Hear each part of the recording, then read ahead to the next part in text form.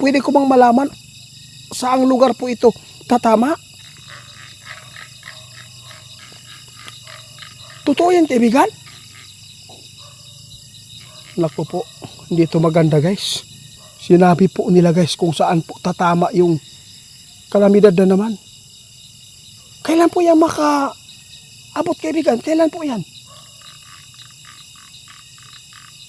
Pwede bang banggitin ko para makapaganda sila? No, napaka-emergency po ang kanyang ipapaabot. Ito, hindi pa natapos po yung problema po. Ngayon doon sa Canlaon, di ba sinabi po daw nila noon na yung kalamidad na sunod-sunod. December po talaga, di ba? Ano po ang sinasabi po ng ating kaibigan noon nang nakausap po natin na ipinapaabot po niya sa atin? Kalamidad sa December, no? Magklase-klase at susunod pa. Mayroon pang susunod na kalamidad guys na mayroon pong mga masasagupa ang bawat lugar po ngayon. Kasi po ito po ang nakita po ng ating kaibigan. Kakapasok lang po ito no, ng kanilang nakita. Kaibigan, ano po yan? Ginawa po daw nila ito guys na ipaabot sa atin dahil po ay sobra po daw naaawa po sila sa mga tao na nadadamay po sa mga kagagawan po ng mga taong masama dito sa mundo. Yung mga tao na gumagawa po ng sobrang sama, no, naawa po siya guys dahil po sa mayroon po mga tao na makadiyos po talaga, no? Lahat po tayo daw nagkakasala pero hindi naman po talaga yung kasalanan po natin na sobrang kinasusuklaman po ng ating Panginoong Diyos. Ito po yung sinabi ng ating kaibigan. Kaya ginawa po nila ito na ipaabot dahil po ayaw po nila yung madadamay po yung mga tao na gumawa po ng mga kabutihan. Kaibigan, ano po talaga yung nakikita po ninyo na masasagupa pa namin? Mayroon lugar po na maging trahedya na naman. Sabi po ng ating kaibigan guys, mayroon pang lugar itiit na matatamaan po sa kalamidad na ito.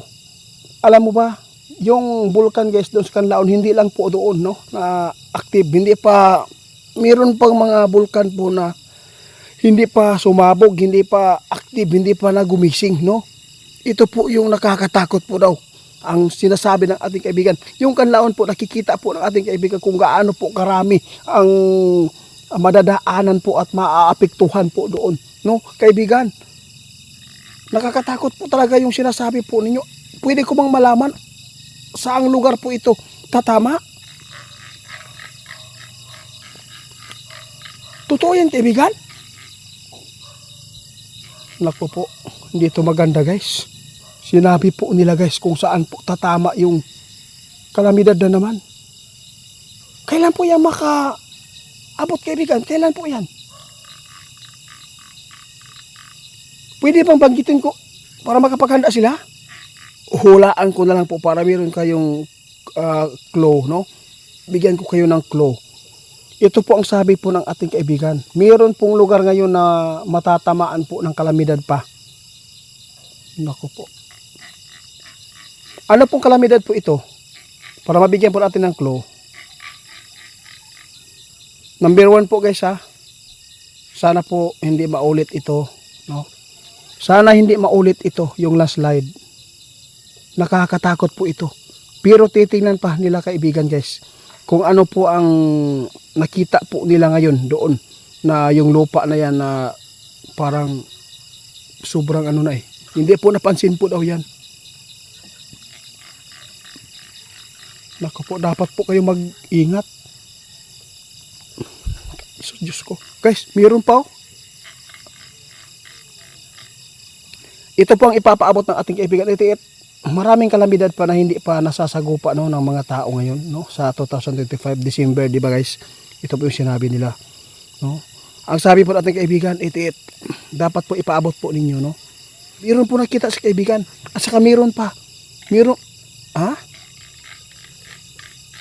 Ito po talaga yung hinihintay po ng ating kaibigan na may ipaabot sa inyo Yung landslide po talaga na malaking kalamidad po yung mangyayari pa. Naalala po ba ninyo yung Masara? Sobrang daming tao na tabunan doon. No? Hindi po ito Masara ang sinasabi po niya. Hindi po. Mayroong mga lugar po na yung dinadaanan po ng landslide. Dapat mag-ingat kayo. Kasi kapag nadadaanan po daw yan, no?